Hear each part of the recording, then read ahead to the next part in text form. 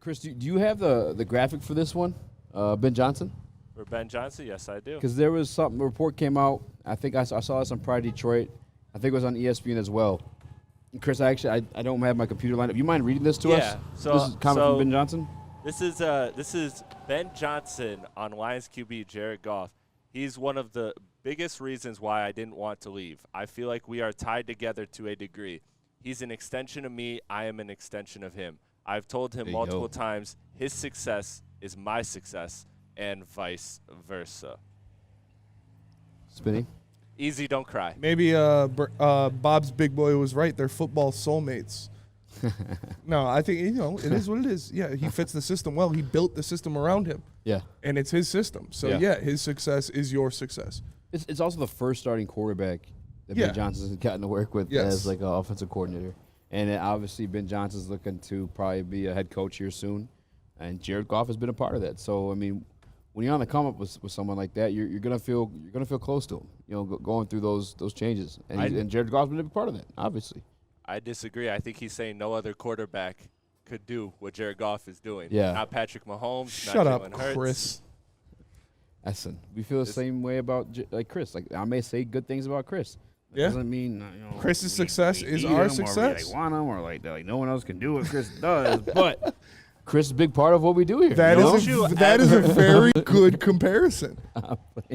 It's Chris's success is our success. I am not Jared Goff. You take that back. You said a lot of disrespectful things. I will take that back. Way I apologize. Disrespectful. You Booner's a crossed the lot more line like there. Jared Goff. I'm just kidding. Booner's a little kind. Booner's success is our success. Booner's a Jameer Gibbs. No, Booner's Jason Witten. Multifaceted. He's Jason Witten. Kind of around the midsection. Why do you want to be Tony Scheffler? Because he's wide. I said Jason Witten, and you said Scheffler. Dude, I hate Booner. Are we still jumping Booner? Yeah, we're jumping Booner after Is it this plan for to jump sure. Booner? Shut up. He's electric. Can't even hear you anyways. You got no mic. You're just yelling from the peanut gallery. Either way. Sit in your chair, drink your water, and know your role. No, I love you, Booner. But, yeah, that's what it is, man. It's not like Jared Goff is the only person who can work the system. There's nobody that will ever be better than Jared Goff. No, the system is built for Jared Goff. He is the quarterback. You are the offensive coordinator. Obviously, his success is your success. Mm-hmm. You can build a system for anybody. Yeah. I'm sure if you walked up to Ben Johnson today and said, hey, do you want Patrick Mahomes instead of Jared Goff? He wouldn't be like, I don't know. Yeah. His success isn't really my success. We're football soulmates. Like, no. Yeah. That's his guy right now. That's his guy who's running his show. Obviously, he's important to his success. Yeah. And it's 100%. Like I said, Jared Goff had a good season last year. Not at the start of the season, not so much, but finished the season excellent. Had a great second half of the season. And that helped Ben get those head coaching interviews. Those are tied successes right there. But as you said, I put it to you this way. And this is actually, I hate sounding this disrespectful this early into the show, but like. Go for it. If the Detroit Lions lost Ben Johnson, is anybody confident that you're going to see last year's performance out of Jared Goff again? No. Like that's the first time he's had that amount of efficiency in the past 4 years. What would be easier to replace Jared Goff or Ben Johnson? Again, I don't want to be this disrespectful from the beginning of the show, but it's Jared Goff. What Ben Johnson's doing is fucking insane. I watched a video breaking down Ben Johnson's offense just the other day. It was on YouTube. I apologize. I can't remember who posted it, but the Detroit Lions run blocking scheme is just full of so many wham blocks from the guards, the tackles, tight ends. the tight ends. It's going every which direction, which caused the defensive linemen to hesitate instead of being fully aggressive because they're getting picked up elsewhere. But it makes the linebackers have to force themselves downhill, which opens up all that stuff in the middle of the field, the mid throws for a quarterback like Jared Goff, who is best at making those type of throws. Same thing too with the run scheme, doing the same thing within the run. It's all set up. It's all a chess match. It's brilliantly played out. And when you add another piece like Jameer Gibbs to the puzzle too, that's going to be even nasty. I'm telling you guys. And Sam Laporta. I don't know if it was this week we did it or last week we did it, but when they come up to the huddle, an 11-man formation with two tight ends and two running backs, and they spread it all out. Jameer Gibbs is another receiver. You know what I'm saying? You spread it out, you have an actual another receiving option out there to put in work. Same thing to go with Sam Laporta too. Ben Johnson is a genius. You're not replacing that. Chris, can you make that a poll? Yeah. Who would be harder to replace? It's true. It's true. Yeah. Jared Goff, fantastic season last year. Nobody's taking that away from him. Listen, I'll put you this way. Jared Goff is coming up on a type of situation where if you're a baller, you would re-up your contract and get paid again, right? Mm-hmm. Who got paid this offseason, Jared Goff or Ben Johnson? Ben Johnson did. Ben Johnson. Ben Johnson did. They backed up the Brinks truck to keep that man here. Yeah, gave him a free F-150. Yeah. Gave him Again, Jared Goff. ownership in the team. Yeah. Gave him some stock in Ownership Ford. in the cafeteria vending machines. Yeah. Ben Johnson, all profit for him. Gave him some Ford stock. They gave him a couple of Dispo gift cards, which they do have, by the way. Shout They do out. have a Dispo discard. Shout out. No, but again, Jared Goff is still tied to that success. Like, that's been the quarterback that Ben Johnson did build this offense around. To be honest, too, this is kind of like going deep into it.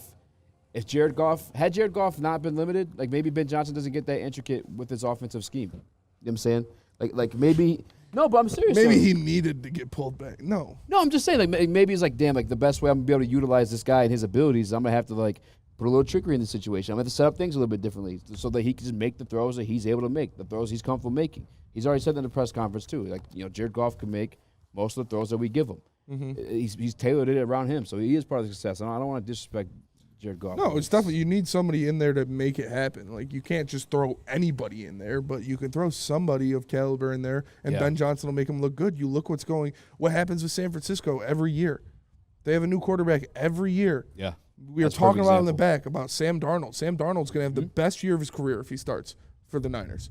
And he's going to put up numbers. You saw Brock Purdy, the last pick in the draft, out there and ball. Nick Mullins looked good in that offense. Obviously, Jimmy G looked good in that. Like, it's when you have an offensive coordinator or an offensive mind like Ben Johnson or Kyle Shanahan, they can bring the best out of the pieces they have around them, use the pieces, the weapons you have on the outside to make your quarterback look very good. Mm-hmm. And it comes, again, that's just a trait of elite coaching. Like, you, to a degree, you can look at the situations that Bill Belichick had in the moments that Tom Brady went down. Hell, Tom Brady would have never even started if Drew Bledsoe never went down. You know what I'm saying? But Bill Belichick, the mastermind that he is, he can't say he's not. The man's got 6 rings to prove it. Yeah. Still was able to move on and move forward. The Matt Castle situation. Won a couple games with Brian Hoyer. Not as successful as he was with Matt Castle. Jim Brisket. I'm just kidding. Who am I thinking Jim Brisket. Jacoby Brissett. Jim Brisket. That's a heavyweight name if I've ever heard it. Yo, Jim Brisket. Tony Sparerib. Nice to meet Tony Sparerib. Charlie Gabagool. All those guys. All nice meat team. Jim Brisket. Yeah. Booter's fucking drooling over there. He didn't want no part of that nugget challenge with yeah, you don't want to Travis, smoke though. with Trav. He now want. He literally came You're inside, scared was of Trav. hiding. He was hiding from Trav. Yeah. Literally was He's hiding gunning from for Trav. your job. He'll eat more nuggets than you. I may call Trav to help out one day. Yeah, Honestly. for real. He seems like a tank guy. Could put He down does. some nuggets for He sure. can put down more nuggets than Booner, that's for sure. I could see him put down more nuggets than Booner for sure. RJ Graham says, who's the OC in San Fran? That's a good question. It doesn't even matter. Yeah, it does not matter. Kyle Shanahan. It's It Kyle was Sh- Matt LaFleur. And Matt LaFleur became the head Matt coach. LaFleur. Or no, it was LaFleur with McVay. I don't know. It was McVay. I want to say it was McVay, LaFleur. Every time I'm like, Type Let's faster. see. Gary Or Kubiak. Gary Or Ku- Clint Kubiak, sorry. Clint Kubiak. Who the fuck cares? It's Kyle Shanahan's offense. Like that's Clint like Cannoli. Nice to meet you. yeah, that's like asking, who's Bill Belichick's defensive coordinator? Yeah. Oh, it was Matt Patricia. No, that was Bill Belichick's defense. And we see what happens when Matt Patricia goes anywhere else. That's how elite Kyle Shanahan is. We didn't even know the fucking offensive coordinator. Yeah, no. of the San Francisco 49ers. Nope. That is crazy. Do you know I who the had never defensive even put that coordinator is together. for the Patriots? And that's like a well-known team. Like, they've been to the Super Bowl, like, what do you say? I'm sorry. Do you know who the defensive coordinator is for the Patriots? Couldn't tell you. Nope. Last year it was Joe Judge and Matt Patricia. No, that was Todd Mayo. offense. Todd Mayo? Todd Mayo? Jerome Jared Mayo? Jared Mayo? Oh, I went to school with Todd Mayo. That's funny. I'm getting old. Jacob Brisket. Shout out to Todd Mayo. Jason In a Brisket. minute. But I Jason don't know. Brisket. I'm excited to see what'll happen. I think Ben Johnson, I hope he stays longer than this year, but it's going to be tough, man, think he especially might. if Brandon Staley loses his job. Imagine what Ben Johnson could do with that offense. Chargers ownership is what the Detroit Lions ownership was before Sheila. It is passed on from generation to generation. There's no pride in the ownership of it. It's just something mommy and daddy always had. Yeah. Up until Sheila, who actually had something to prove, and she gives a fuck. And that's why you see a difference here. The Chargers are as great as Justin Herbert is. I think we witnessed that with Matthew Stafford. They're not going to go anywhere until the ownership starts to take that whole situation.